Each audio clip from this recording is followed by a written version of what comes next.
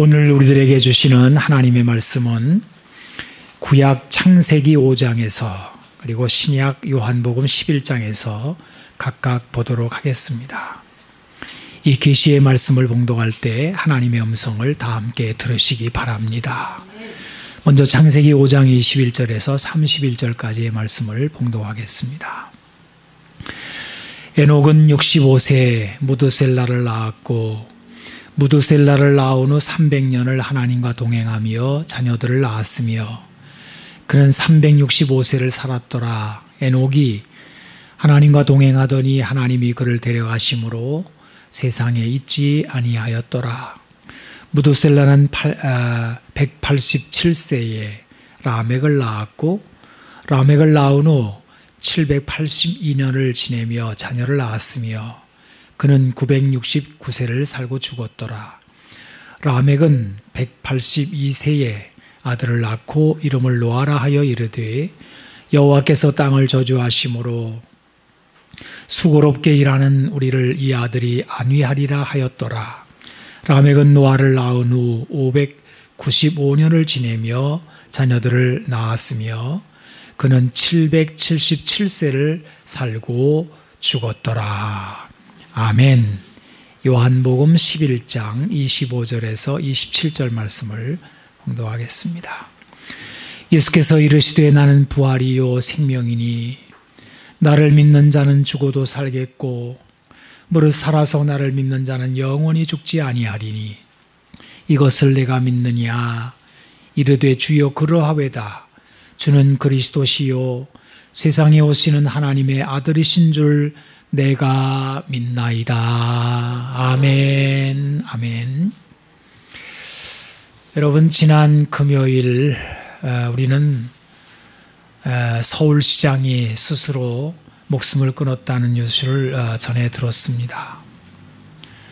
외신에서는 한국의 2인자가 산속에서 숨진 채 발견되었다라고 보도를 하였습니다. 그가 정말 한국의 2인자인지는 모르겠으나 서울시장이라면 엄청난 자리임은 분명합니다. 이 세상에서 누릴 수 있는 거의 모든 것을 다 가진 사람이 이런 죽음을 가진 것입니다. 이것은 전도서의 말씀을 생각나게 합니다. 전도서 6장 1절로 6절을 제가 읽어보겠습니다. 내가 해 아래에서 한 가지 불행한 일이 있는 것을 보았나니 이는 사람의 마음을 무겁게 하는 것이라. 어떤 사람은 그의 영혼이 바라는 모든 소원에 부족함이 없어 재물과 부요와 존귀를 하나님께 받았으나 하나님께서 그가 그것을 누리도록 허락하지 아니하셨으므로 다른 사람이 누리나니 이것도 헛되어 악한 병이로다. 사람이 비록 100명의 자녀를 낳고 또 장수하여 사는 날이 많을지라도 그의 영혼은 그러한 행복으로 만족하지 못하고 또 그가 안장되지 못하면 나는 이르기를 낙퇴된 자가 그보다 낫다 하나니 낙퇴된 자는 헛되이 왔다가 어두운 중에 가매 그의 이름이 어둠에 덮이니 햇빛도 보지 못하고 또 그것을 알지도 못하나 이가 그보다 더 평안함이라.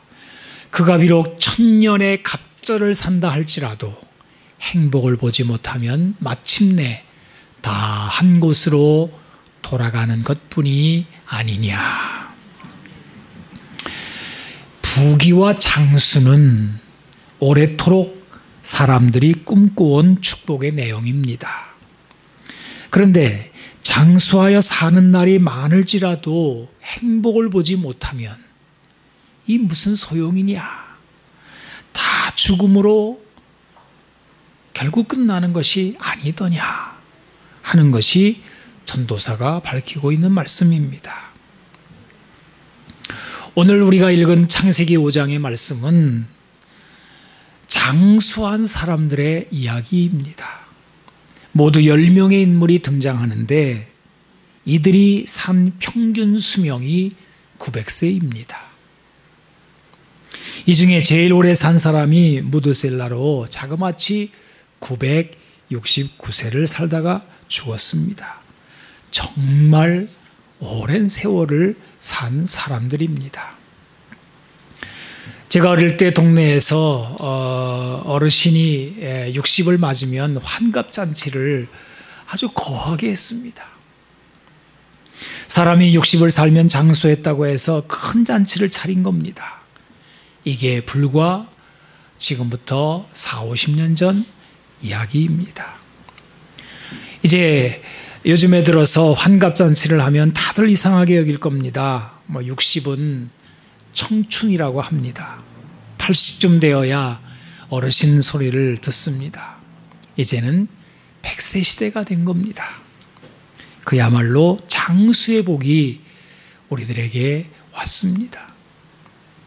그런데 사람들에게 물어보면 이 장수가 그렇게 행복이 아닌 것 같습니다. 어떤 사람은 이렇게까지 말을 합니다. 재수 없으면 오래 산다. 왜냐하면 행복하지가 않기 때문입니다. 오래 사는 만큼 그 삶이 의미가 있고 할 일이 있지가 않기 때문입니다. 그냥 수명만 연장시켜 놓은 것 같습니다. 장수하더라도 할 일이 없어진 거예요. 노년에 건강을 잃지 않으려고 부지런히 산에 다니는 모습, 집안이 갑갑하니 공원에 나와 있는 모습, 손주들을 봐주거나 잡일을 하는 모습, 그리고 복지관을 비롯해서 사회단체에서 하는 프로그램에 참여하여 노년을 즐기려는 모습들이 많지만, 그러나 마치 창살 없는 감옥같이 닫혀있는 인생임을 우리는 느끼는 것입니다. 여러분, 어디 출구는 없을까요? 영화 트루먼 쇼에서 주인공이 바다를 헤치고 출구로 나가는 것 같은 그런 모습은 어디서 찾아볼 수 있는 것일까요? 사실 오늘을 사는 우리들의 이 모습은 스스로 자초한 것이기도 합니다. 이 시대 사람들은 보이는 세상을 전부라고 여긴 것입니다. 천지를 창조하신 하나님을 부인하다 보니 이 보이는 세상이 우연히 출현하였고, 우리 인생을 존재하는 목적이 분명하지 않으며 보이는 물질 세계가 존재하는 전부라고 믿어버린 것입니다. 이것이 큰 흐름입니다. 이렇게 사람들은 보이는 물질 세계에 스스로를 가둬버렸습니다. 그러나 성경이 선언하는 것이 무엇입니까? 태초에 하나님이 천지를 창조하시니라. 우리말로는 천지, 하늘과 땅입니다. 우리 한국말로 아주 짧게 천지를 창조하셨다, 이렇게 번역했습니다마는 사실은 오역입니다. 정확한 번역은 하늘들과 땅입니다. 말 그대로 땅은 물질 세계, 우리가 볼 수 있는 이 보이는 세상을 다 어우러서 말합니다. 하나님께서 우리가 보고 만질 수 있는 이 물질 세상을 만드신 것입니다. 그런데 그게 다가 아니죠. 먼저 나오는 것은 하늘들입니다. 왜 하늘들이라고 복수로 말했느냐 하면, 하늘이란 이 눈에 보이는 창공만을 말하는 것이 아니라 또 다른 차원의 하늘이 있으니 바로 하나님이 계시는 영적 공간도 있기 때문입니다. 아주 오래전에 소련의 비행사 한 사람이 지구 밖에 올라가서 신을 찾다가 보지 못했다라고 진술을 한 적이 있습니다. 사실 그가 본 것은 창공이라고 하는 하늘들의 한 부분입니다. 그런데 하나님은 영이시니 창공에서 육신의 눈으로 확인하려는 것은 아주 오해가 많고 무지한 행동이었습니다. 시편에 14편 1절 그리고 53편 1절 동일한 말씀이 나오는데 이렇게 나옵니다. 어리석은 자는 그의 마음에 이르기를 하나님이 없다 하는도다. 창공 외에 또 다른 하늘이 있습니다. 바로 하나님이 거하시는 하늘입니다. 그런데 이 하늘은 물리적 세계와 멀리 떨어진 우주 저 멀리 있는 미지의 세계가 아니라는 거예요. 바로 아주 우리 가까이, 차원이 달라서 그렇지 아주 가까이 존재합니다. 이것을 경험한 사람의 이야기가 성경에 나오지 않습니까? 바로 야곱의 이야기입니다. 창세기 28장 16절에서 17절에 보게 되면 야곱이 이렇게 말을 합니다. 야곱이 잠이 깨어 이르되 여호와께서 과연 여기 계시거늘 내가 알지 못하였도다. 이에 두려워하여 이르되 두렵도다. 이곳이요 이것은 다름 아닌 하나님의 집이요 이는 하늘의 문이로다. 그래요. 여러분, 하늘의 문이 여기에 우리와 함께 있는 겁니다. 우리 곁에 하늘이 실제하고 아주 가까이 있다는 것은 모든 사람의 생을 가르는 중대한 사실입니다. 그런데 우리가 살고 있는 이 현대 문명은, 현대 사조는, 현대의 모든 가르침과 교육은 이것을 부인합니다. 학교의 공교육은 물론이고 심지어는 하나님을 믿는다는 교회 안에서조차도 하나님이 아주 멀리 계시거나 우리 사는 세상과는 상관하지 않으신다는 생각이 오늘날 우리들을 지배하고 있습니다. 그 결과는 무엇입니까? 사람이 허무하게 되고 바로 하나님과의 단절은 죽음이라는 것입니다. 이것을 알아듣기 쉽게 이야기할 수 있어요. 여러분 한번 바깥에 나가서 풀을 한번 뽑아서 이렇게 내버려둬 보세요. 뿌리를 땅에서 격리해 보십시오. 어떻게 됩니까?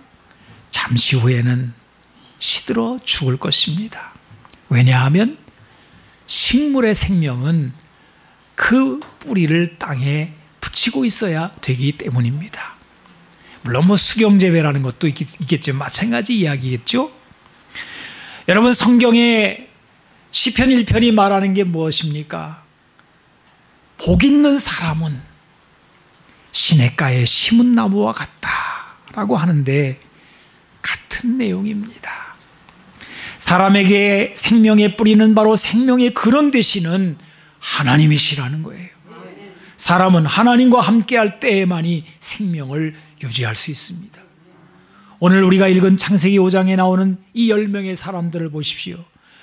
이들은 우리가 상상할 수 없는 오랜 세월에 장수한 사람들입니다. 아까도 말했지만 평균이 900살입니다. 그런데 다 하나같이 죽었더라. 죽었더라로 끝납니다. 노아는 9장 29절에 가서 죽었더라가 나옵니다. 그런데 이 10명 가운데 단 한 명이 예외인 거예요. 바로 에녹입니다. 에녹은 죽지 않았습니다. 이유는 단 한 가지. 오늘 본문이 밝히고 있는 것이 무엇입니까? 하나님과 동행했다는 거예요. 오직 에녹만이 생명의 근원이신 하나님께 삶의 뿌리를 내렸다는 것입니다. 여러분, 여기에서 잠깐 에녹의 시대를 좀 더 살펴보겠습니다. 이 창세기 5장은 시작이 아담의 계보라고 시작을 해요. 아담 이후로 사람이 어떻게 자손을 이었는지를 보여줍니다. 그런데 중대한 대조의 말씀이 나와요. 바로 하나님의 형상과 아담의 형상이라는 말입니다. 하나님이 아담을 하나님의 형상으로 창조하셨습니다. 그런데 아담이 자기의 형상과 같은 자식을 낳게 됩니다. 형상이라는 게 무엇입니까? 모습이라는 말입니다. 닮았다는 거죠. 하나님을 닮았다는 것, 그 다음에 아담을 닮았다는 것, 이것을 하나님의 형상, 아담의 형상이라고 말을 합니다. 첫사람 아담은 하나님의 형상이었습니다. 하나님의 모습과 닮았다는 거예요. 우리 사람이 하나님은 아닙니다. 그러나 뭔가 하나님하고 너무 닮은 부분이 있다는 거예요. 사람을 창조하던 날 하나님은 사람을 지어 놓으시고 이름을 붙여주셔요. 하나님이 직접 붙이신 이름입니다. 바로 사람. 원어는 아담입니다. 이 아담이라는 말은 뜻이 붉다, 벌겋다 뭐 이런 뜻이라고 합니다. 여기에 대해서 여러 가지 해석들이 많아요. 뭐 사람의 얼굴이 벌거죽죽 붉다, 흑색깔이라서 그렇다 뭐 이런 말도 있고, 뭐 흙으로 만들어서 붉다 뭐 이런 여러 가지 해석들이 있습니다. 그러나 여러분, 이 하나님이 직접 붙이신 너는 아담, 사람이야 라고 하는 말이 그냥 붉다 이런 뜻이겠습니까? 아담, 너는 내 형상이야. 나 닮았어.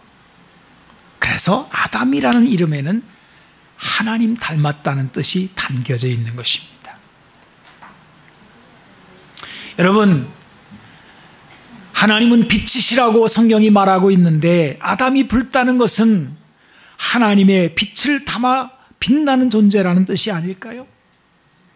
그래서 한문에 불화자를 보게 되면 사람 인자에 빛나는 것으로 되어 있는데, 본래 사람이 하나님을 닮아 빛나는 존재라는 것이 불이라는 단어에 담겨 있지 않을까요? 또한 하나님은 사랑이신데, 여러분 누군가를 한번 사랑해 보십시오. 얼굴이 벌개집니다. 귓불부터가 벌써 벌개지고 얼굴이 여기가 빨갛죽죽해지잖아요. 왜요? 사랑이 그 안에 발동하는 거지요. 여기에 아담의 뜻이 있는 것은 아닐까요? 이렇게 하나님의 형상을 닮은 사람 아담이 타락합니다. 하나님을 등지고 하나님을 떠납니다. 그럴 때 자식을 낳게 되는데 하나님의 형상이 아닌 자기의 모양, 자기의 형상을 낳게 되는 거예요. 이제 사람에게 하나님의 빛이 사라지게 되는 것입니다. 빛나던 모습이 컴컴해지고, 사랑하는 마음이 미워하는 마음같이 마음이 강팍해지는 것으로 바뀌는, 그때 태어난 자식이 바로 아담의 모습을 닮은 자식들이 태어났다는 거예요. 이렇게 죄를 지은 사람에게 하나님이 말씀하신 게 있습니다. 바로 창세기 3장 19절에 나오는 말씀인데 뭐라고 하십니까? 너는 흙이니 흙으로 돌아갈 것이니라 그래요. 여기 나오는 흙이라는 말은 먼지라는 뜻입니다. 하나님의 빛나는 얼굴이 먼지. 여러분, 사람이 죽으면 먼지가 되는 거예요. 흙으로 돌아간다는 건 죽음을 말하는 것입니다. 결국 이것은 마치 버드나무가 이렇게 버드나무를 잘라서 놓게 되면은 어떻게 됩니까? 거기서 싹도 나기도 하고 뭐 잠깐 살아있는 것 같기도 해요. 그러나 결국은 말라서 죽는 것과 마찬가지입니다. 하나님이 함께하지 아니하시면 살았으나 죽은 것입니다. 창세기 5장에 나오는 인물들이 다 같이 하나같이 죽었더라로 끝나는 이야기가 바로 그런 이야기입니다. 결국은 말라서 죽는 나무와 같이 사람은 살아 돌아다니는 것 같지만 결국은 죽음의 세력에 굴복하고 다 결국은 먼지로 돌아가 버리게 된다는 것입니다. 하나님의 형상을 잃고 하나님과 함께하지 않은 사람은 900살이 아니라 1000년의 갑절을 산다 해도 그의 끝은 결국 죽음인 것입니다. 이것을 가장 잘 표현하는 표현이 살았으나 죽었다라는 거예요. 여러분, 살았으나 죽었다는 말이 성경에 몇 번 나옵니다. 그 중에서 디모데전서 5장 6절은 이렇게 말합니다. 향락을 좋아하는 자는 살았으나 죽었느니라. 아마 세상 사람들을 향해 하는 말이겠지요. 그런데 교회 안에, 교회를 다니지만 똑같은 말씀이 나와요. 요한계시록의 4대 교회를 향하여 내가 살았다는 이름은 가졌으나 죽은 자라도 하라고 말씀하십니다. 그리고 이렇게 말씀이 이어집니다. 너는 일깨어 그 남은 바 죽게 된 것을 굳건하게 하라. 그럽니다. 이런 일련의 말씀에서 우리는 사람에게 살고 죽는다는 것이 단지 육신의 목숨이 붙어 있느냐에 달려 있는 것이 아님을 깨닫게 됩니다. 요점은 이것입니다. 사람의 생명은 하나님께 달려 있다는 것입니다. 하나님을 떠나면 그것이 바로 죽음입니다. 하나님께 붙어 있으면 그것이 곧 생명입니다. 우리는 매 순간마다 하나님께 생명을 의탁하는 것입니다. 그래서 사도 바울은 아테네에 가서 이렇게 설교했죠. 어느 시인의 그 세속 시인입니다. 표현을 빌어서 우리 사람이 하나님을 힘입어 호흡하고 생명을 살고 있다. 이렇게 표현한 것입니다.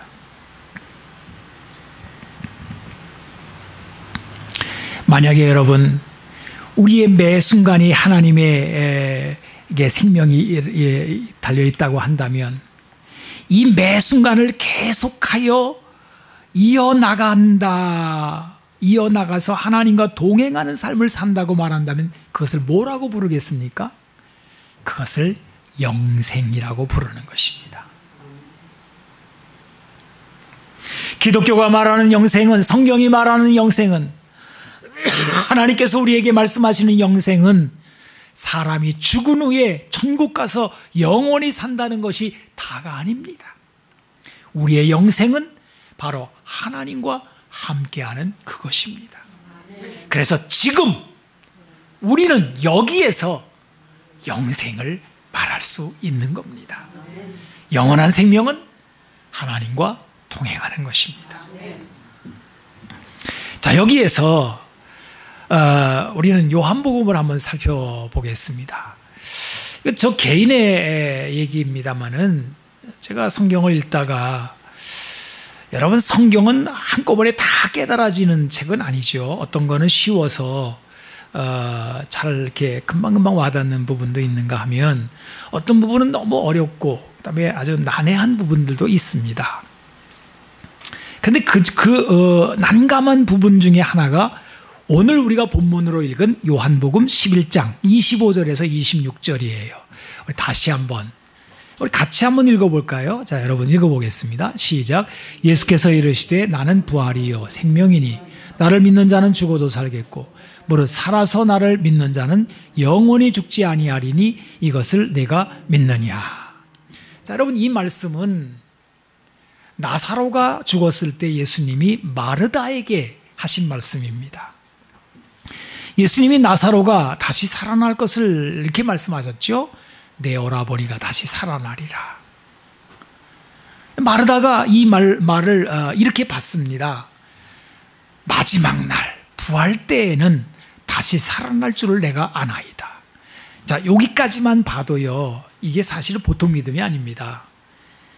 특히 오늘날 현대를 사는 우리들에게 사람이 죽었다 다시 부활한다라고 하는 것은 굉장한 차원을 달리하는 지식이고 놀라운 이야기입니다.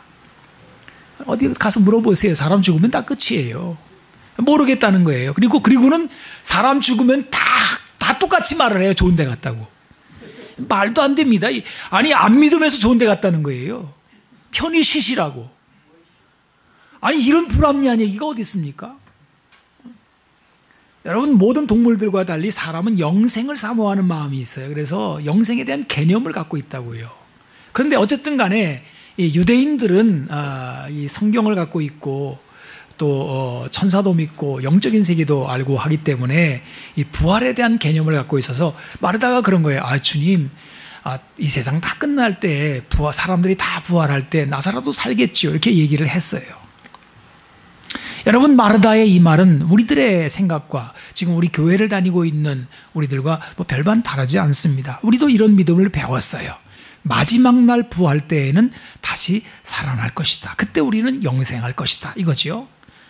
그런데 예수님은 이렇게 말씀을 하십니다. 나는 부활이요 생명이니 나를 믿는 자는 죽어도 살겠고 무릇 살아서 나를 믿는 자는 영원히 죽지 아니하리니 이걸 네가 믿느냐 그래요. 우리는 죽어도 살겠고까지는 알겠는데 무릇 살아서 나를 믿는 자는 영원히 죽지 아니하리라. 이게 난감한 거예요. 전 이걸 받기가 너무 어려웠어요. 차라리 이 부분을 좀 빼버리고 읽으면 좀 이해가 좀 되겠다 이렇게 생각할 때도 없지 않았습니다. 아니 여러분, 이 말씀에 따르면 지금 살아있는 우리들이 죽지 않는다는 말씀입니까? 그런 얘기잖아요. 그래서 이거를 해석하기가 어려우니까 어떤 교회는 이렇게 말을 했어요. 이 말은 예수님이 재림하실 때 그때 살아있는 사람들은 죽음을 겪지 않고 바로 천국에 들어간다는 말이다. 이렇게 해석하는 분도 있었어요. 그런데 과연 예수님이 지금 마르다에게 하신 말씀이 그런 뜻입니까? 아니라고요. 이것은 말씀 그대로 살아서 나를 믿는 자는 영원히 죽지 아니하리라 하는 이 말씀은 생명의 주님과 함께 동행하는 사람은 그 자체로 이미 영원한 생명을 지금 누리고 있다는 말씀이라는 거예요. 여러분, 왜요? 이 사람은 지금 하나님 앞에 뿌리를 내리고 있습니다. 식물이 땅에 뿌리를 내린 것처럼. 그래서 뽑힌 인생이 아니에요. 그런 시냇가에 심긴 나무처럼 영생의 말씀 안에 거하는 사람이므로 사망의 권세를 이긴 사람입니다. 그에게 장차 영생이 있을 것이 아니라 지금 영생이 있는 것입니다. 예수님은 이것을 말씀하고 있는 거예요. 그러므로 여러분, 요한복음 이 부분을 읽을 때 당황해야 할 것도 없고 오해를 할 것도 없고 당당하게 무릇 살아서 나를 믿는 자들은 영원히 죽지 아니하리라는 이 말씀을 그렇게 당당하게 우리가 읽을 수 있는 거예요. 이 말씀은 거짓도 아닙니다. 진실입니다. 참된 말씀입니다. 누구든지 하나님과 동행하는 자는 죽음의 권세를 지금 여기에서 이기고 있는 것입니다. 여러분, 에녹을 보십시오. 에녹은 당대 모든 사람들이 다 죽었더라고 끝나는 인생을 살지 않았습니다. 에녹은 달랐습니다. 그에게는 죽었더라가 나오지가 않아요. 그 대신 하나님과 동행했다. 하나님이 데려가심으로 세상에 있지 아니하였다라고 말씀하시는 거예요. 에녹은 이미 세상에 사는 동안에도 영생을 누리고 있었던 것입니다. 우리가 아까 불렀던 찬송가 중에 나 이제 주님의 새 생명 얻은 몸, 거기에 이런 가사가 나오지 않아요? 영생을 누리며 주 함께 살리라. 오늘도 내일도 주 함께 살리라. 참 귀한 찬송입니다. 이 에녹은 아주 하나님과 가까이, 그래서 동행이라는 표현을 쓰잖아요. 하나님과 동행했다. 우리말로는 동행이라는 말로 번역했습니다마는 같이 걸어갔다 이런 뜻입니다. 그랬더니 하나님이 그를 데려가셨다는 거예요. 그래서 그는 죽음을 보지 않습니다. 에녹에게 하나님은 멀리 계신 분이 아닙니다. 에녹에게 하늘은 먼 미지의 우주가 아닌 거예요.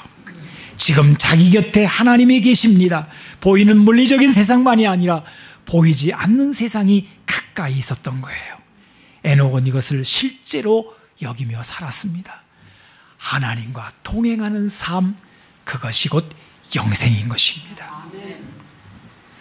여러분, 에녹만의 이야기도 아니고 마르다에게 말씀하신 예수님만의 이야기도 아니라 이것은 진리의 말씀이기 때문에 여기 현대를 살고 있는 여기 계신 여러분들 한 사람 한 사람이 지금 여기에서 영생을 말할 수 있어야 합니다. 기독교인으로서 죽은 후에 천국 가서 영생하리라고 말하는 사람은 절반의 진실만 알고 있다고 할 수 있습니다. 아니 어쩌면 절반의 진실도 아닌 것입니다.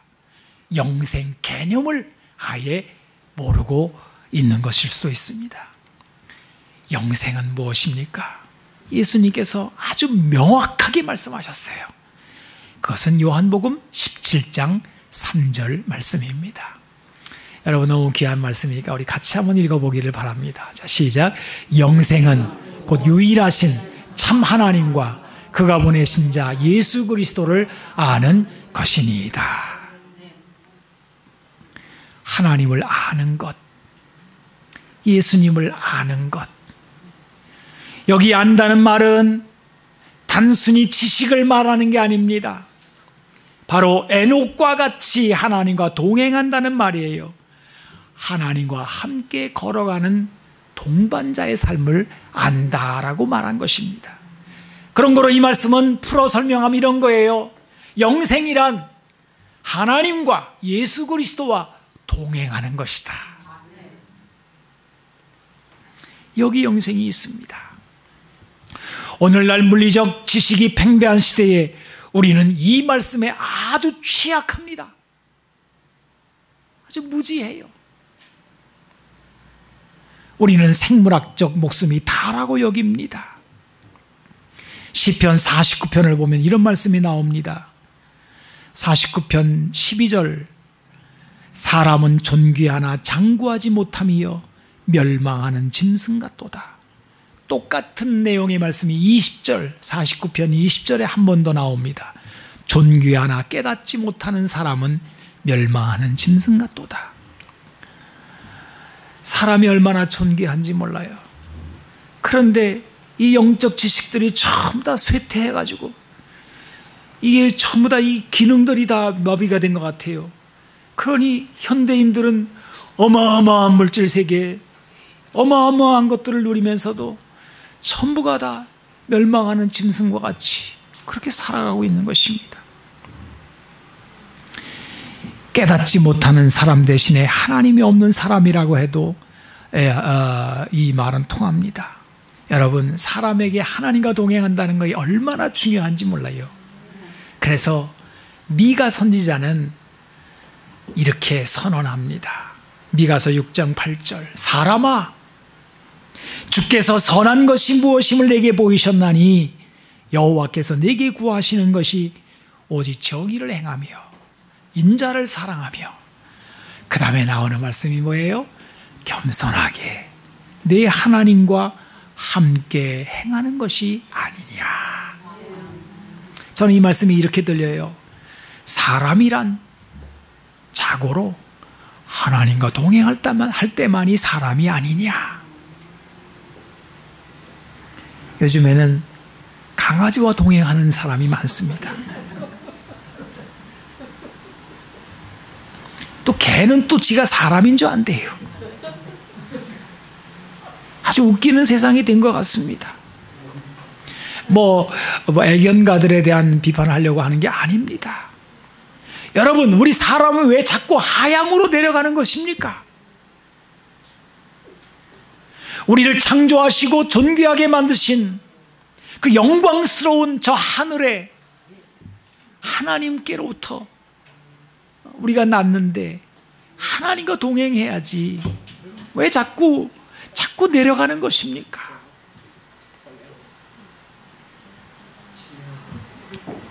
사람의 정체성은 하나님과 동행하는 것에 있습니다. 이때 사람은 살아있는 생명의 존재가 됩니다. 여러분, 그래서 로마서 8장의 사도 바울은 아주 중대한 경고를 해요. 이게 경고의 말씀이라고밖에는 해석이 안 되는데 한번 제가 읽어보겠습니다. 로마서 8장 5절로 11절입니다. 육신을 따르는 자는 육신의 일을, 영을 따르는 자는 영의 일을 생각하나니 육신의 생각은 사망이요 영의 생각은 생명과 평안이니라. 육신의 생각은 하나님과 원수가 되나니 이는 하나님의 법에 굴복하지 아니할 뿐 아니라 할 수도 없습니다. 육신에 있는 자들은 하나님을 기쁘시게 할 수 없느니라. 만일 너희 속에 하나님의 영이 거하시면 너희가 육신에 있지 아니하고 영에 있나니 누구든지 그리스도의 영이 없으면 그리스도의 사람이 아니라. 또 그리스도께서 너희 안에 계시면 몸은 죄로 말미암아 죽은 것이나 영은 의로 말미암아 살아있는 것이니라.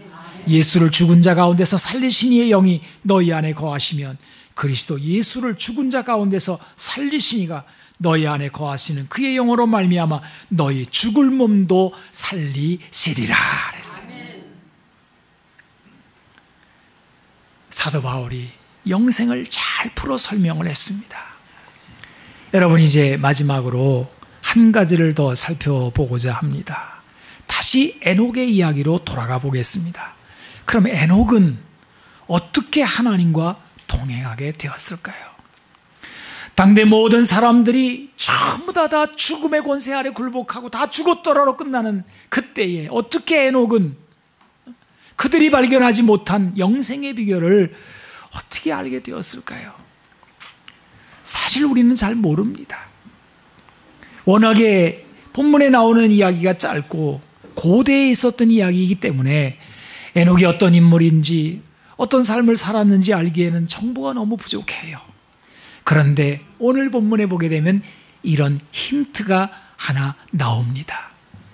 에녹이 65세에 무두셀라를 낳았는데 그 후에 하나님과 동행하게 되었다는 것입니다. 에녹이 무두셀라를 낳은 그때가 생애 전환점이었다는 힌트입니다.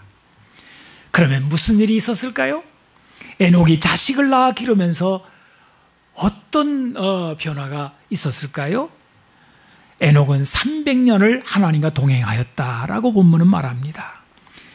이 무두셀라를 낳은 그 이후의 300년의 세월을 창세기 5장 29절은 이렇게 우리에게 보여줍니다. 이름을 놓아라 하여 이르되 여호와께서 땅을 저주하심으로 수고롭게 일하는 우리를 이 아들이 안위하리라 하였더라. 여기 나오는 노아는 에녹의 증손자입니다. 노아가 탄생할 즈음에 세상이 얼마나 저주를 받고 고단한 인생살이가 되었는지를 지금 이 짧은 절이 전해주고 있어요. 성경은 땅이 저주를 받은 것에 대해서 명백하게 밝힙니다. 그것은 사람의 죄악 때문이라고. 사람의 죄가 많아질수록 땅이 저주를 받고 인생은 고달파진다는 것입니다. 그런데 에녹의 300년 세월, 그때가 가장 죄악이 관영하고 가장 땅이 저주받고 사람이 고달픈 때였다는 거예요. 지금 중국은 물난립니다. 그냥 한 달 동안 비가 왔대요. 또 중국의 변방에는 메뚜기 떼가 날립니다. 메뚜기가 참새 많아대요. 하루에 150km를 이동하면서 수십만 명이 먹을 식량을 단 하루에 먹어치운다고 합니다. 세상 곳곳에 지진과 전염병과 가뭄이 가득합니다. 유럽의 어느 나라는 지하수가 다 말라붙었답니다. 거기에 내려야 할 비가 중국하고 일본하고 막 이쪽으로 다 쏟아지는 것 같아요. 여러분, 지금 땅이 저주받았다는 것을 어떻게 더 보여주겠습니까? 사람들이 얼마나 고단한지 몰라요. 그러면서도 세상 어디 가봐도, 어느 공교회 가봐도, 어느 과학자에게 물어봐도 왜 이 땅이 저주를 받아서 이렇게 재앙들이 많이 쏟아지는지를 말해주는 사람이 없어요. 그냥 자연현상이랍니다. 아닙니다. 땅이 저주를 받은 것은 사람의 죄악 때문입니다. 사람이 하나님을 부인하고 등지며 살면 자연계의 생명력이 약화되고 더 나아가서 죽음이 강하게 활동을 해요. 오늘 우리 시대의 사람의 죄악이 얼마나 관영한지 모릅니다. 세상에 영국에서 버스에 써붙이고 다닌다 그러잖아요. 하나님이 안 계시니 마음대로 살아도 된다. 이런 광고가 어디 있습니까? 또 어느 유명한 물리학자는 이렇게 대담하게 말했어요. 하나님 없이도 세상이 존재한다는 걸 설명할 수 있다. 이 말도 안 되는 악함이 공교육을 타고 온 세상 사람들을 지배하고 있습니다. 지금은 그런 세상입니다. 오늘날 하나님과 동행하는 사람이 얼마나 되겠습니까? 아직도 하나님의 존재를 믿는다고 한다면 코웃음을 치는 세상이 아닙니까? 그래서 공영방송에서는 하나님의 이름이 금기예요. 혹시 누가 무슨 좋은 일이 있어가지고 아이고 하나님께서 하셨습니다 그러면은 금방 바보 돼버립니다. 그런 세상입니다. 그런데 지금 우리가 살고 있는 이 세상만이 아니라 에녹의 시대가 지금을 그대로 닮았다는 거예요. 아마도 에녹은 무두셀라를 낳았을 때 세상의 죄가 무엇인지를 보고 충격을 받았던 것 같아요. 그 충격 속에 에녹은 어디로 피했을까요? 사람들은 술로 피하기도 하고 막 재산을 증식하는 대로 피하기도 하고 뭐 이상한 대로 많이 피할 수도 있어요. 마약을 하는 사람도 있고 노름을 하는 사람도 있고. 왜 이 충격을 인간이 견뎌야 되는데 견딜 수가 없잖아요. 근데 에녹은 어떻게 피했어? 어디로 피했을까요? 바로 하나님께로 피했다는 것입니다. 에녹은 하나님을 찾습니다. 여러분, 성경이 말하는 큰 외침이 무엇입니까? 하나님께서 약속하신 영원한 약속이 무엇입니까? 그것은 바로 누구든지 나를 찾으면 내가 만나주겠다는 거예요. 에녹이 하나님을 찾습니다. 에녹의 시대 모든 사람이 하나님을 등지고 죄에 물드는 때 에녹은 하나님을 찾습니다. 그리고 하나님을 만났을 때 그는 자그마치 300년 동안, 여러분 말이 300년이지 얼마나 많은 사건들이 일어났고 얼마나 많은 우여곡절들이 있었겠습니까? 그 300년 동안 시종여일하게 에녹은 하나님과 동행합니다. 이 300년의 세월에 무두셀레가 라멕을 낳고 라멕이 노아를 낳았습니다. 세월이 갈수록 죄는 더 커지고 더 대담해졌습니다. 드디어 창세기 6장 5절 6절을 가보게 되면 세상은 이렇게 돼요. 여호와께서 사람의 죄악이 세상의 가득함과 그의 마음으로 생각하는 모든 계획이 항상 악할 뿐임을 보시고 땅 위에 사람 지으셨음을 한탄하사 마음에 근심하셨다. 이런 시대에 에녹이 하나님과 동행한 것입니다. 여러분, 나는 에녹 때문에 너무 고마워요. 에녹의 이 용기가, 에녹의 이 끈기 있는 신앙이 얼마나 우리에게 위로와 힘을 주는지 몰라요. 우리 역시 죄악이 가득한 시대를 살고 있습니다. 하지만 우리 역시 에녹처럼 하나님을 찾고 하나님과 동행할 수 있음을 우리는 에녹에게서 배우는 것입니다. 아멘. 에녹이라는 이름의 뜻을 찾아보니까 가르치는 자, 전수하는 자라고 되어 있어요. 에녹은 죄악의 시대에 넉넉히 하나님과 동행하는 삶을 우리에게까지 가르쳐 전해준 사람입니다. 여러분, 예수님이 이렇게 말씀하셨습니다. 마태복음 7장 13절로 14절, 좁은 문으로 들어가라. 멸망으로 인도하는 문은 크고 그 길이 넓어 그리로 들어가는 자가 많고 생명으로 인도하는 문은 좁고 길이 협착하여 찾는 이가 적음이라. 우리 시대에 조심할 것이 있다면 이것입니다. 크고 넓은 문인 거예요. 많은 사람들, 다수가 그 길로 갑니다. 그러나 그것이 생명으로 인도하는 문인지 살펴야 합니다. 에녹은 당대 외로운 길을 택했습니다. 그것은 생명의 길이었습니다. 우리 역시 마찬가지입니다. 제가 이제 바라기는 오늘 여기 오신 여러분, 참 어려운 때 예배당에 나오셨어요. 장마에다가 코로나에다가 뉴스는 매일같이 예배당을 들이까는, 죄송합니다. 말하면 안 되는데 우리가 무슨 큰 죄를 졌다고 그냥 교회만을 향해서 무슨 못된 단체같이 이런 때에 예배당에 나왔어요. 이제 하나님께서 우리를 긍휼히 여기사 이 외로운 길을 가는 여러분들에게 마음의 확신을 주시고 기쁨을 주시고 하나님과 동행할 때에 그 주시는 말할 수 없는 내가 받은 기쁨은 알 사람이 없도다 하는 그 주님과의 그 동행하는 기쁨이 충만하기를, 그래서 이 세상을 이기고 매일매일의 삶의 생명의 연장 죽음과는 상관없는 죽음의 권세를 이기는 그런 영생의 삶이 계속 되어지기를 축복하며 축원합니다. 기도하겠습니다. 하나님 감사합니다. 어려운 시대지만 에녹과 같이 우리가 주님과 동행하게 되었으니 감사할 뿐입니다. 주여, 우리가 뭐 잘난 것이 있어서 우리를 불러주시고 이렇게 함께 해주시는지 감사한 마음뿐입니다. 주여, 이 믿음 에녹과 같이 변치 않게 하여 주시고 주님, 갈수록 험악해지는 죄악의 세상 가운데서 주님, 물리적 세계로 갇혀있는 이 세상에 하늘이 가까이 있음을 알고 날마다 주님 그 천국의 문을 열고 주님과 동행하는 저희들이 되게 하여 주옵소서. 우리의 가정을 구원하여 주시고 우리들의 자녀도 함께 이 믿음을 가지고 영생을 누릴 수 있도록 우리도 에녹과 같이 전하는 자, 가르치는 자로 살게 하여 주옵소서. 예수님의 이름으로 기도하옵나이다. 아멘. 아멘.